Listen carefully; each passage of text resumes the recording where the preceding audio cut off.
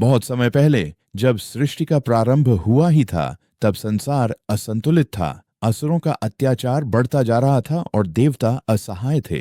तभी भगवान विष्णु ने निर्णय लिया कि संसार में शांति और संतुलन लाने का उपाय करना होगा। उस समय लक्ष्मी जी, जो समृद्धि, सौंदर्य और शांति की देवी थीं, समुद्र के गर्भ में छिपी हुई थीं। संसार से सुख, शांति और संपन्नता जैसे लुप्त हो गए थे। देवता और असुर दोनों ही इस स्थिति से चिंतित हुए। तब भगवान विष्णु ने सलाह दी कि यदि सभी मिलकर समुद्र मंथन करें तो अमृत के साथ देवी लक्ष्मी भी प्रकट होंगी और संसार में फिर से समृद्धि आएगी। इस प्रकार देवता और असुर दोनों ने मंदराचल पर्वत को मथनी और वासुकी नाग को रस्सी बनाया और समुद्र मंथन आरंभ हुआ। मंथन के प्रारंभ में कालकूट विष निकला, जिसे भगवान शिव ने अपने कंठ में धारण किया। फिर एक एक कर अनेक रत्न, धन, औषधियां और अद्भुत वस्तुएं निकलीं। अंततः जब समुद्र शांत हुआ, तब उस नीले जल से एक दिव्य प्रकाश प्रकट हुआ। वह स्वयं देवी लक्ष्मी थीं, सुवर्ण वर्णा, कमल पर विराजमान, हाथों में कमल ली हुए। उनके प्रकट होते ही वातावरण में सुगंध फैल गई। आकाश में देवताओं ने पुष्प वृष्टि की और सभी ने जय लक्ष्मी माता का जय घोष किया। देवी लक्ष्मी ने सभी देवताओं और असुरों को देखा, परंतु किसी के भी हृदय में उन्हें स्थायी स्थान नहीं मिला।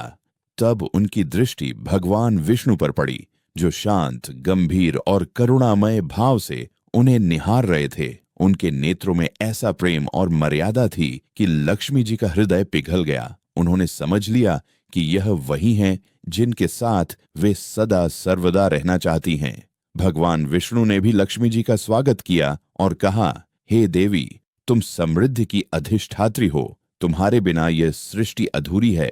आओ, मेरे हृदय में सदैव के लिए निवास करो। उस क्षण से लक्ष्मी जी विष्णु भगवान की अर्धांगिनी बन गईं। वे उनके हृदय के दाहिने भाग में सदा के लिए स्थापित हुईं। यही कारण है कि लक्ष्मी जी को श्री कहा जाता है और विष्णु को श्रीपति।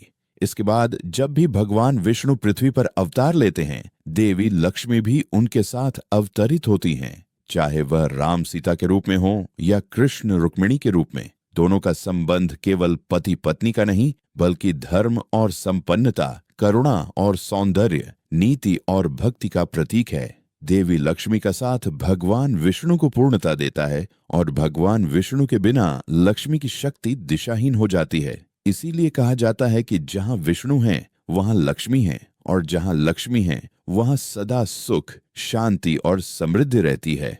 मोरल: जब पुरुषार्थ और शांति का संगम होता है, तभी जीवन में समृद्धि आती है। विष्णु और लक्ष्मी का यह दिव्य मिलन इसी शाश्वत सत्य का प्रतीक है।